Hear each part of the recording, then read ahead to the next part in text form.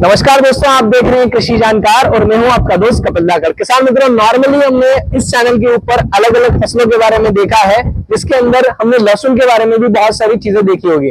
दोस्तों, आज मैं आया हुआ हूं गुजरात के अंदर जो मोरबी डिस्ट्रिक्ट है उसके अंदर हलवद तहसील का एक छोटा सा गाँव है, जहां पर मैं आया हुआ हूँ। और यहाँ पर है ओम गंगा गिर फार्म, जो कि बीके अहिर सर का है। और आप जो है अपने यहाँ पर जो शुद्ध गिर नस्ल की जो गाय है वो रखते हैं। तो दोस्तों, मैं पूरा फार्म आपको घुमाऊंगा। यहाँ पर गायों की क्वालिटी क्या है, किस प्रकार से आप शुद्धता की पहचान कर सकते हैं। नॉर्मली दोस्तों, मैंने भी ऐसी गिर गायें आज तक लाइफ में पहले कभी नहीं देखी थी।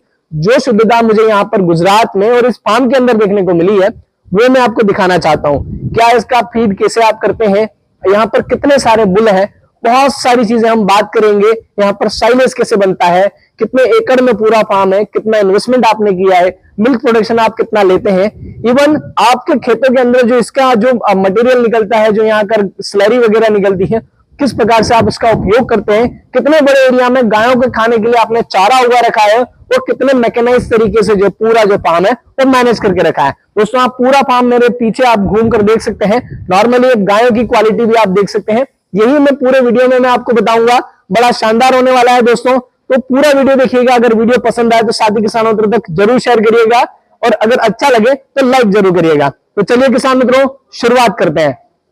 हो गया शुरू। तो सबसे पहले दोस्तों बात करते हैं, जो हमारे साथ में प्रोग्रेसिव किसान है, जो एक विजन लेकर साथ में चल रहे हैं, मतलब गायों के प्रति आपका अलग ही विजन है। तो वो सारी चीजें आपसे जानते हैं। क्या आपका परिचय है, क्या आपका उद्देश्य है, और यहाँ पर गाय की जो आप नस्ल सुधार कर रहे हैं उससे आपका क्या विजन है, कितनी सारी गाय हैं, ब्लड लाइन कौन सी है, कितना मिल्क प्रोडक्शन आप करते हैं, खाने में आप क्या खिलाते हैं, और बहुत सारी ऐसी चीजें हम आपसे जानेंगे कि जो हम किसान मित्रों के लिए बहुत ज्यादा लाभप्रद साबित हो सकती हैं। तो सबसे पहले आप किसानों को अपना परिचय देवें। मैं बीके आहिर हलवद से, डिस्ट्रिक्ट मोरबी, गुजरात से हूँ, और 2004 से मैं गौशाला के ऊपर ब्रीडिंग पर्पज से गौ संवर्धन करके गाय की प्रजाति को सुधारने का काम कर रहा हूँ। तो ये जो फार्म है ये हलवद के अंदर है, और आप यहाँ पर मैंने मैक्सिमम गायें जो देखी है गिर प्रजाति की गायें देखी है।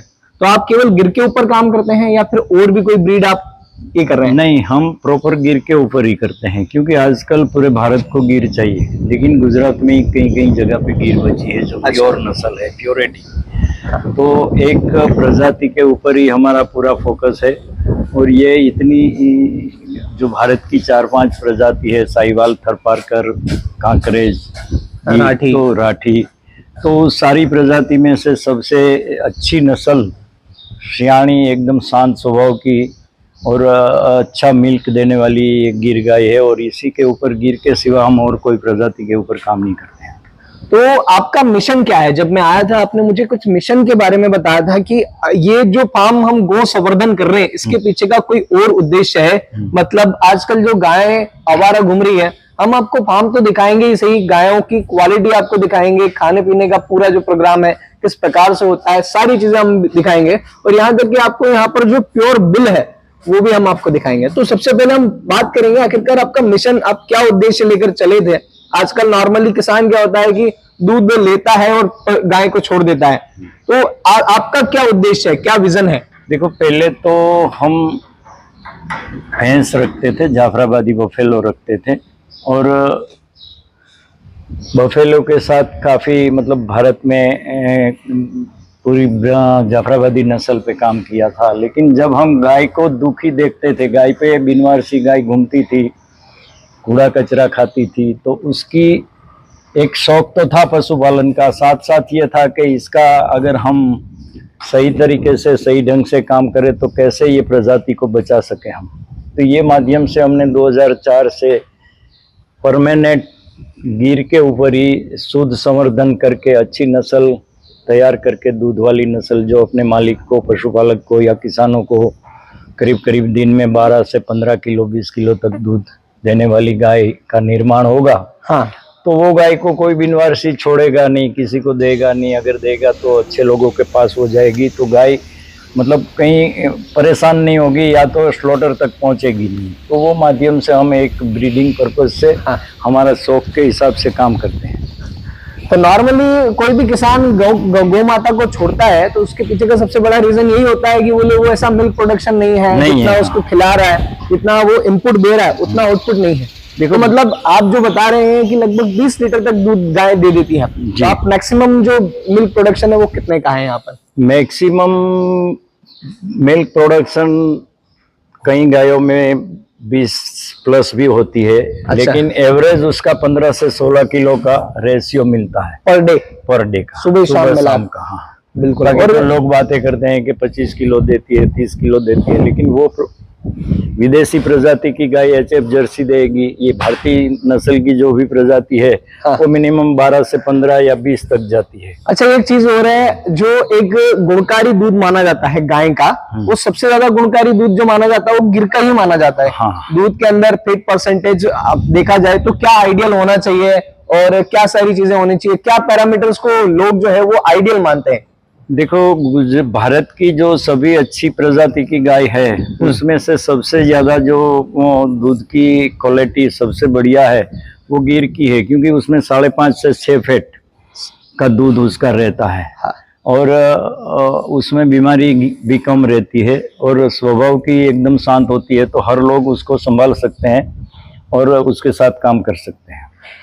तो जो गुणकारी दूध माना जाता है इसका 6 फैट जो होता है वो आइडियल होता है। नॉर्मली जो दूसरी गायें होती हैं जैसे एचएफ वगैरह, वो उनमें एक समस्या होती है कि उनका फैट परसेंटेज बहुत ज्यादा कम होता है। दूध तो ज्यादा देती है बट वो दूध की क्वालिटी नहीं होती। हाँ, तो क्वालिटी और क्वांटिटी का समन्वय जो है वो भारतीय प्रजाति में है। तो दोस्तों, जैसा कि आपने सुना, क्वालिटी और क्वांटिटी का जो दोनों के बीच में कभी भी सामंजस्य नहीं बैठता है। जैसा कि हमने लहसुन के केस में देखा है, लहसुन के अंदर भी अगर आप क्वांटिटी कमाना चाहते हो तो आप क्वालिटी मेंटेन नहीं कर सकते। अगर आप क्वालिटी कमाना चाहते हैं तो आप क्वांटिटी के ऊपर ध्यान ना दीजिए। तो ये जो नियम है हर चीज पर लागू होते हैं। तो अब हम आपसे बात करेंगे कि जो ब्लड लाइन है, पीछे आप मेरे साथ में बुल देख पा रहे हैं, इसका भी आपने कुछ नामकरण किया होगा। इसका ये हमारा प्रदीप बुल है, भावनगर प्रदीप सिंह से लिया था। और ये हमारा CBF फार्म जो है जूनागढ़ गवर्नमेंट का, इसका फादर का नाम सालिंग है, मदर का नाम 169 भावनगर की गाय थी, और सबसे दुधारू नस्ल जो है भावनगर की, उसी में से ये प्रदीप है। तो दोस्तों, हर चीज में मदर फादर जो होते हैं वो बहुत ज्यादा मैटर करते हैं। ये जो पूरा जो चीज है ये ब्लड लाइन मेंटेन करनी होती है। कोई भी डेयरी फार्म जो होता है, नॉर्मली किसान कहाँ गलती करता है मैं आपको बताता हूँ। हम जो हमारे क्षेत्र के जो नॉर्मल किसान है जो नस्ल के ऊपर ध्यान नहीं देते, वो कहाँ गलती करते बताते हैं। नॉर्मली हम कोई भी टीका लगवा लेते हैं या कोई भी जो सीमन है वो लगा लेते हैं, तो उससे क्या होता है कि जो हम मिल्क प्रोडक्शन चाहते हैं वो नहीं मिल पाता। तो हम क्या करते हैं, उसको बाद में वैसा प्रोडक्शन नहीं आता है जो हम उसको रिटर्न में दे रहे हैं, और मतलब जो उसको हम इनपुट दे रहे हैं उससे आउटपुट नहीं मिलता है, सारी चीजें होती है। तो आपने ये प्रदीप बुल रखा है जी। नॉर्मली यहाँ पर एक ही बुल है या और भी बहुत सारे बुल है? बुल हमारे पास अभी 4 बुल है, क्योंकि ये जो संवर्धन का जो मसला है ना, उसमें सबसे बढ़िया चूक पशुपालकों की और गौपालकों की या किसानों की जो हुई है वो इन ब्रीडिंग से हुई है। हाँ, मतलब इन क्रॉस ब्रीडिंग हो जाती है। हाँ, इन ब्रीडिंग होती है। क्रॉस ब्रीडिंग तो ठीक है, इतना नुकसान नहीं करती, लेकिन इन ब्रीडिंग गाय में सबसे ज्यादा, गाय भैंस में सबसे ज्यादा नुकसान इन ब्रीडिंग से होता है। और इन ब्रीडिंग से प्रजाति, मतलब जैसे कि गाय का मीनिंग चाहे दूध देने का, तो वो दूध उसका कम होता जाएगा, सुंदरता कम होती जाएगी, उसकी हाइट बॉडी कम होगी। तो ब्रीडिंग के ऊपर ही ध्यान देने का। आज जो गाय कूड़ा कचरा खाती है, बिल्कुल मतलब बिनवारसी इधर उधर घूमती है, पांजरापोड़ वगैरह में जो निराश्रित जगह में जो लोग पालते हैं वहाँ है, उसकी जड़ में यही है संवर्धन। अच्छा, एक चीज आप मुझे और बताइए, नॉर्मली मैंने सारी जो गाय देखी है वो बहुत प्योर नस्ल की गाय है। नॉर्मली हमारे उधर ये गिर गाय का ये शक्ल नहीं होता। हाँ। हम उनको गिर गाय बोलते हैं, बट यहाँ आके गुजरात में आके मुझे पता लगा है कि शुद्धता ये है। मतलब एक्चुअल में जो शुद्ध गाय है, जो शुद्ध नस्ल है, वो गाय की कुछ इस प्रकार की दिखती है। आप यहाँ पर देखेंगे, इसके कान देखिए आप, कान काफी बड़े बड़े हैं, कान बड़े हैं, कान बड़े और हैं। उसका ये जो कान है वो सींग से टच होके निकलता है। अच्छा, आप कुछ आइडेंटिफिकेशन आप मुझे बताइए इसका। जो गाय किसान अपना सींग ऊपर उठा लेती है, हाँ हाँ, तो उसमें कोई न कोई प्रजाति क्रॉस है, मतलब कांकरेज का क्रॉस है या तो कोई देसी नस्ल का क्रॉस है। देखो आप कोई भी गाय देखोगे ना, हाँ हाँ, तो उसका कान टच होके ही निकला है सींग से। तो दोस्तों आप देख सकते हैं यहाँ पर जितनी भी सारी गाय हैं सबका जो है, अच्छा सबका आप कान वगैरह देख सकते हैं। अच्छा, ये आपने स्पेशली, मैंने कुछ गायों के अंदर ये चेन लगी हुई देखी है, इसके पीछे का क्या रीजन है? कोई रीजन नहीं है, वो खास गाय होती है और बाकी कई गायों ने तोड़ दिया है। सब अच्छा, ही था लेकिन निकल गया है। अच्छा, सब तो ये हमारा शौक है। अच्छा, शौक है आपको। सीहोर बनवाते हैं हम गाय के लिए स्पेशल।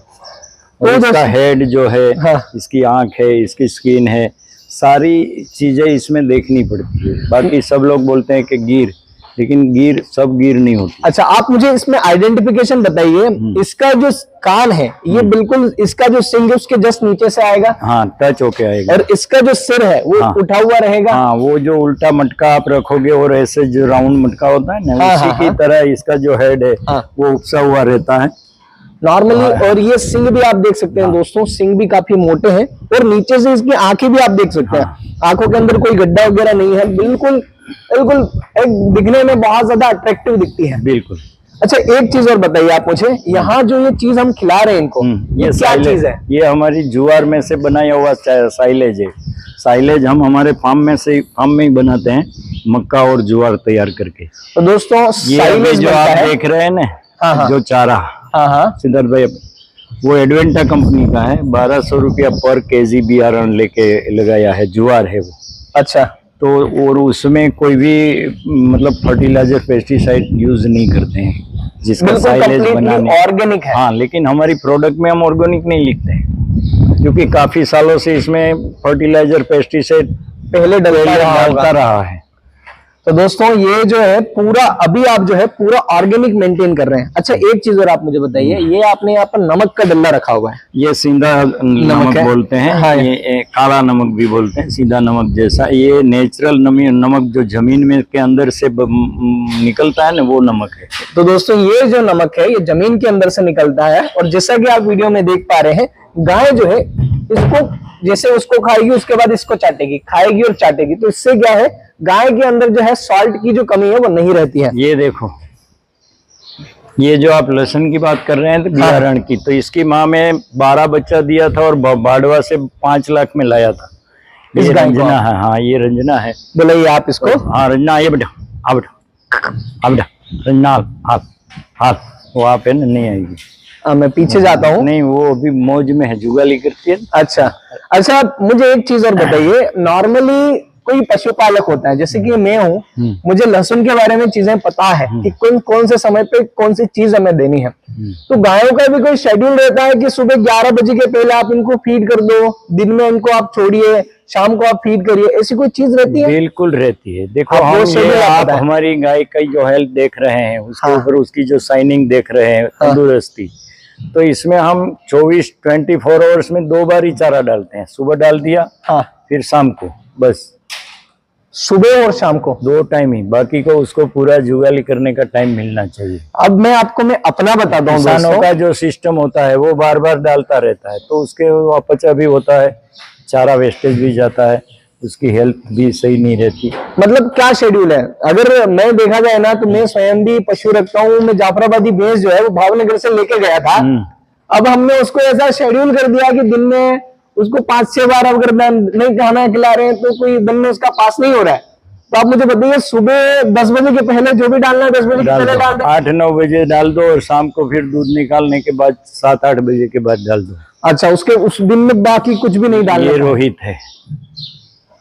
तो दोस्तों आप यहाँ पर देख सकते हैं, ये एक नया बुल है आपने। अच्छा, एक और चीज है मैं आपको बताता हूँ दोस्तों, सिद्धार्थ भाई इधर आइए। हाँ, यहाँ पर आप देख सकते हैं अलग अलग बाड़े बनाए हुए हैं। यहाँ पर ये बछिया के लिए अलग से बाड़ा बनाया हुआ है। देखो, ये मैं आपको ये बताता हूँ कि ये सब प्रदीप की बच्चियां हैं। अच्छा, और जो बुल है वो अमर का बेटा है, जो हमने राजस्थान 15 लाख में दिया है। नहीं, मारेगा नहीं, तो ये अमर का बेटा है और राजस्थान से रोहित। 15 लाख का आपने बुल लिया है। इसका फादर दिया है हमने, इसका जो बाप था अमर, हाँ, वो 15 लाख में राजस्थान में दिया है। भीलवाड़ा दिया है। अरे तो दोस्तों आप समझिए, एक बुल की जो कीमत है वो 15 लाख रुपए है। नॉर्मली आप मुझे बताइए, अब यहाँ से कुछ किसान मित्र ये पूछेंगे कि क्या हमें गाय मिल सकती है, तो आप मुझे बताइए, गाय आपने जैसा कि शुरुआत में बताया गाय सेल के लिए अवेलेबल नहीं है। नहीं है, तो सेल दोस्तों के लिए अवेलेबल होती है जब हमारे पास संख्या बढ़ जाती है। हमारी कैपेसिटी 200 गाय की है और 200 के ऊपर जब गाय होगी हाँ। तो सेल तो करना ही पड़ता है, क्योंकि हर साल 15, 20, 25, 50 बछड़ियां आ जाती हैं। हाँ, नई बच्चियां आती हैं। तो दोस्तों जैसा कि आपने बुल देखा, बुल बड़ा शानदार है, बहुत बड़ा बुल है। इसका कोई नामकरण किया गया है? रोहित है इसका नाम। इसका नाम रोहित है और उसका नाम अपने प्रदीप बताया था। हाँ। अच्छा, तो एक वो जो है वो अमर की बेटी है, इसके बाप की बेटी। अच्छा तो उसको क्रॉस करेगा प्रदीप, तो इनब्रीडिंग नहीं होगा। और प्रदीप की बेटियां इधर है तो उसको ये अच्छा, मैंने यहाँ पर देखा है 4 बुल है, उधर एक अलग बुल है, इधर एक अलग बुल है, हाँ, सामने वाली पार्टी में अलग बुल है, प्रिंस है ना? और ये सब प्रेग्नेंट है, इसीलिए उसमें नहीं अलग रखा गया, पीछे एक बुल उधर रखा गया। तो दोस्तों मैं आपको पूरी जो गौशाला है वो घूमकर बताता हूँ। अच्छा, ये एक चीज और है, शाम को ये बच्चियां छोड़ते हैं आप? नहीं, दूध पीने के लिए ही छोड़ते हैं। सुबह दोस्तों सुबह शाम केवल दूध पीने के लिए छोड़ा जाता है। हाँ। तो और जब ये बड़ी हो जाएगी ना, अभी ये 15-20 दिन में वो बछड़ी है वो उसको दूसरे वाले में शिफ्ट कर दिया जाएगा। चली जाएगी। क्या एज रही होगी इनकी?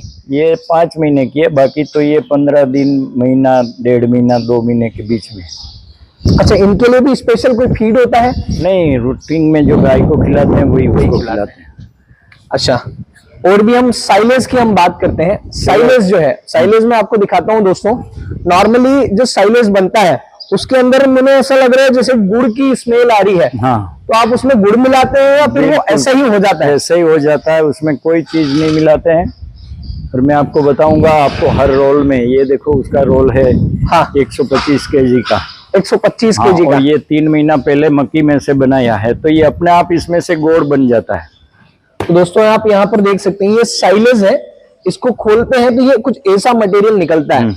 ये अब देखिए, बिल्कुल आप, हाँ, ऐसा मटेरियल निकलता है। मक्की का दाना भी इसमें रहता है, मक्की का दाना भी है, इसके अंदर ज्वार भी है और साइलेज यहीं पर बनता है। यहीं पर बनता है। तो दोस्तों ये साइलेज जो है कुछ भी नहीं किया जाता है, नॉर्मली इसको क्रश करके इस वाले के अंदर बांध दिया जाता है। इसके अंदर कुछ भी चीज मिलाई नहीं जाती और वही साइलेज जो, अच्छा साइलेज खिलाने का कोई एडिशनल फायदा है? बिल्कुल एडिशनल फायदा है, क्योंकि इसमें जो फर्मेंटेशन होता है ना, जैसे कि गाय चारा खाती है तो उसको पचाने के लिए उसके आंतर को जो मतलब लोड पड़ता है, तो 50% तो इसमें ही तैयार हो जाता है। अच्छा, और दूसरी बात ये इतना पौष्टिक रहता है, हाँ, क्योंकि उसको काटते हैं, मक्का और ज्वार को वो स्टेज पे काटते हैं जिसमें दाना बिल्कुल भरा हुआ हो। मतलब जो मक्का है उसमें दाना आ चुका होता है, उस समय पे काटा जाता है। इसीलिए उसमें 25%, 25% उसको जो अलग से दाना देते हैं वो बंद हो जाता है गाय को। तो दाना देने की जो बीच में जो हम फीड देते हैं, हाँ, वो फीड में ग्रेन वाला 25% देने की जरूरत कमी हो जाती है। और भी दोस्तों मैं आपको यहाँ पर दिखाता हूँ, आप देखिए ये बिल्कुल शांत स्वभाव की है। रंबा, ये देखिए आप, रमा। हाँ, सबका अलग अलग नाम है, किसी का नाम रंबा है, किसी का नाम रमा है। आप देखिए ये बिल्कुल हर जगह जो है आपको नमक देखने को मिलेगा, हर गाय के पास में। और हर गाय जो है आप यहाँ पर देख सकते हैं, इन्होंने चाट कर ये अपनी जीभ से चाट कर इस पर निशान बना दिए है। इससे क्या है कि नॉर्मली नमक की जो है वो पूर्ति रहती है। और ये फीड करने के लिए आप यहाँ पर देख सकते हैं, शाम को आप फीड करते होंगे इसमें? हाँ, इसमें मक्का बिनोले का खल है, हाँ, कपास का। अच्छा। और जव है, जव हमारे फार्म में ही हम तैयार करते हैं, दूसरा फार्म सिरोही में है। तो दोस्तों आप यहाँ पर देख सकते हैं, ये पूरा जो फीड है वो तैयार किया गया है। इसके अंदर ज्वार है, जो हमारे यहाँ पर जो जौ बोलते हैं वो है। इसके अलावा इसके अंदर जो बिनोले अपना जो कपास की जो खल आती है, हाँ, तो वो है, और चोकर वगैरह थोड़ा मिला के रखा है।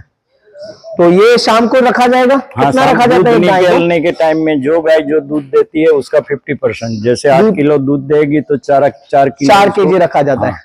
तो दोस्तों आप यहाँ पर स्टॉक भी देख सकते हैं, ये पूरा स्टॉक यहाँ पर रखा गया है। नॉर्मली कंप्लीट स्टॉक है। यहाँ पर आपका आटा चक्की भी हाँ, चोकर रेडी चोकर यहाँ करते हैं, बाजारों में से नहीं खरीदते हैं। ये साइलेज अपने फार्म की मक्की का ही बना दोस्तों, हुआ ये है। वही साइलेज है जिसके बारे में मैंने आपको बताया था। ये साइलेज जो है ये मक्की का काटा गया है और उसके बाद में इसको रोल करके जो है पूरा इसके अंदर रेडी किया गया है। लगभग 3-3.5 महीने पुराना हाँ, है। 3.5 महीना हो गया है। तो दोस्तों क्या होता है कि जब पॉलीथीन के अंदर जो कटा हुआ मटेरियल रहता है, तो उससे क्या होता है, अंदर ही फर्मेंटेशन हो जाता है, अंदर ही कुछ सड़ता नहीं है, बट वो एक अलग ही लेवल की जो चीजें बन जाती है, पौष्टिकता उसमें बढ़ जाती है और गाय को भी पचाने में बहुत ज्यादा आसानी होती है। और तो अभी ये मक्का की तूड़ी। प्लास्टिक कंजप्शन कम करने के लिए हमने एक और जुगाड़ बनाया है, बंकर।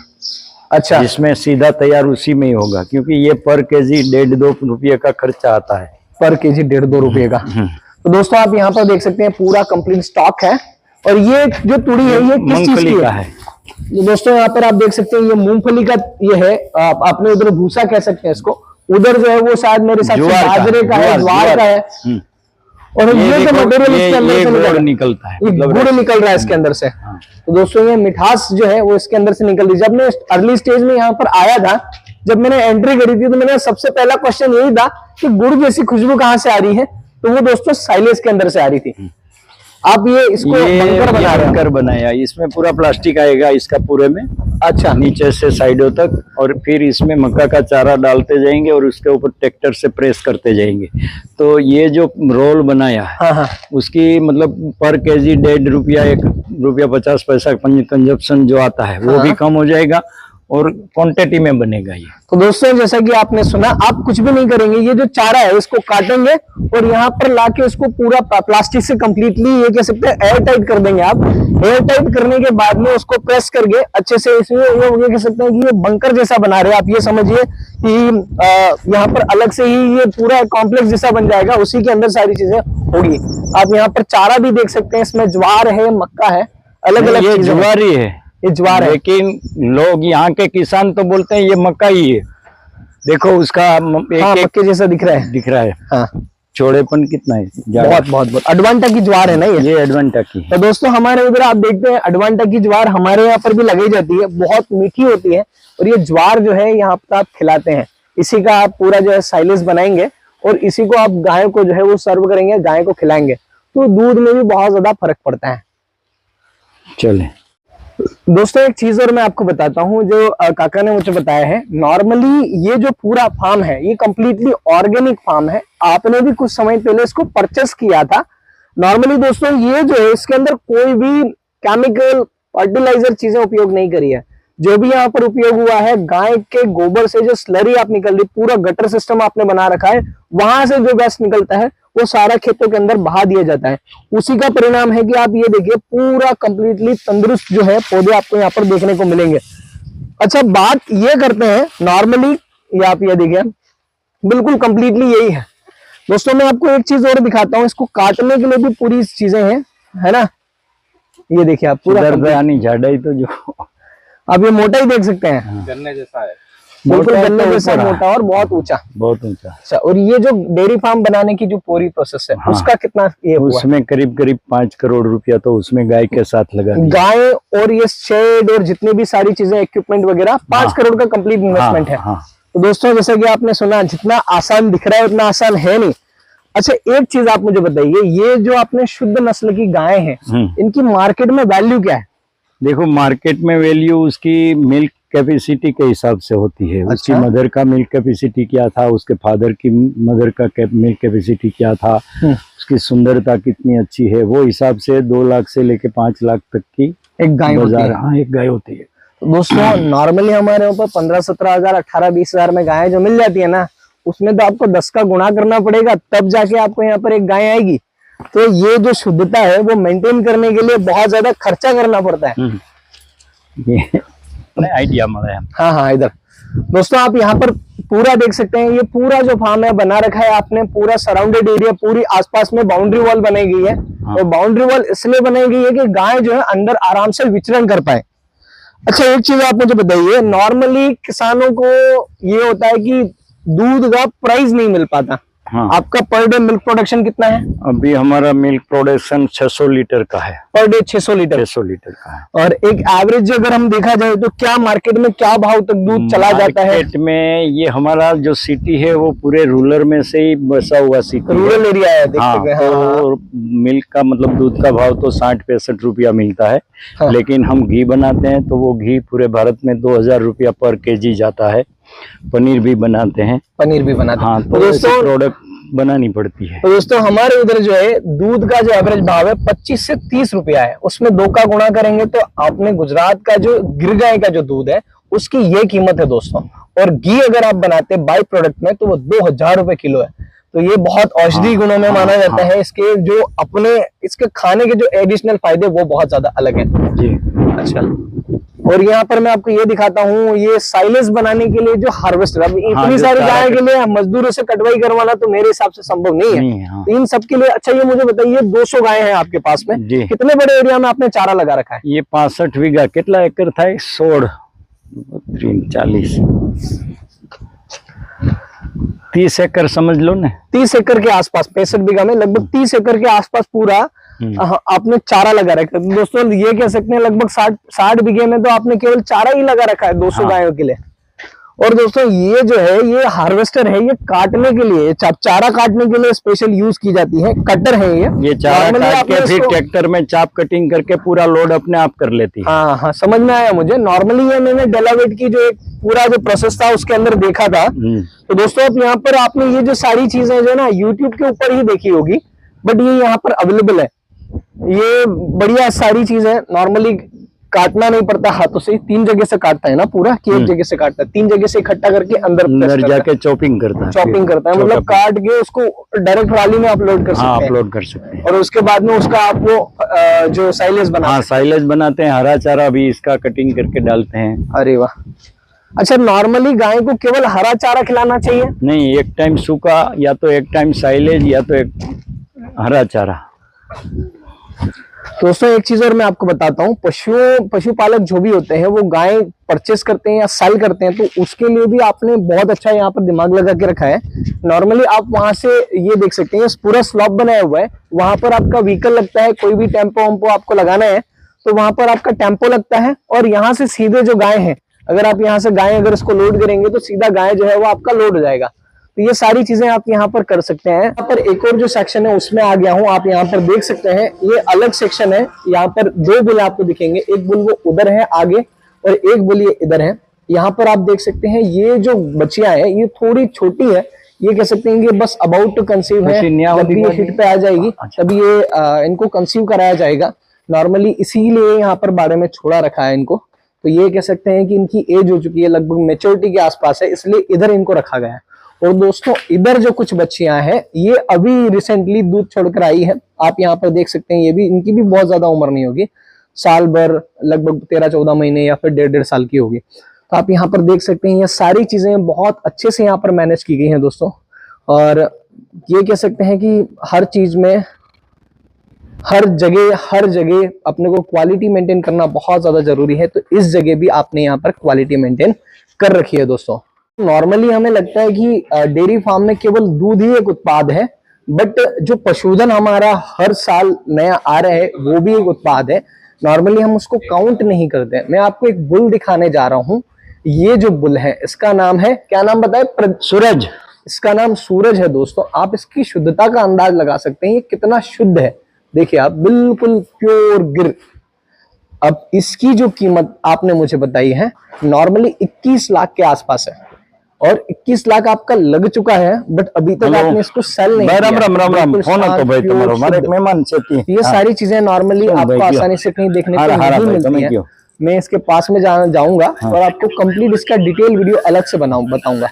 हाँ दोस्तों, अब मैं पूरा आपको गायों का प्यार और दुलार आपको दिखा देता हूँ। आप यहाँ पर देखिए, गायें आप बिल्कुल प्योर गिर नस्ल की, शांत स्वभाव की, समझदार, बिल्कुल शानी गायें यहाँ पर आपको देखने को मिलेगी। गायों का कलर आप देख सकते हैं, इनकी समझदारी आप देख सकते हैं, सिर की बनावट आप देख सकते हैं।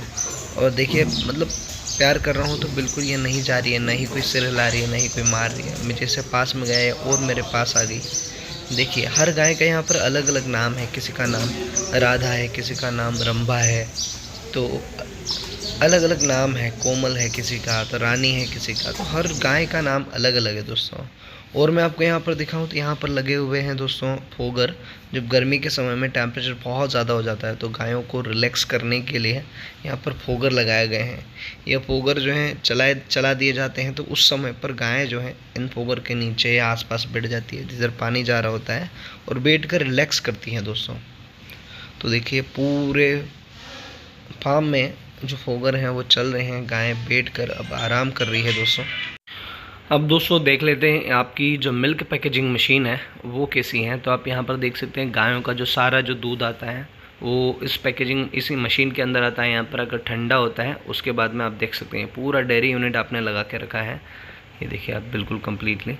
और यहाँ पर आकर स्टोर होता है और पाउच आप देखेंगे, इन पाउच में पैक हो करके डिस्ट्रीब्यूटर मतलब जो कस्टमर्स होते हैं उन तक जाता है। तो गिर काऊ मिल्क, यहाँ पर ओम गंगा गिर काऊ नाम से आपको जो दूध है वो मिलता है दोस्तों।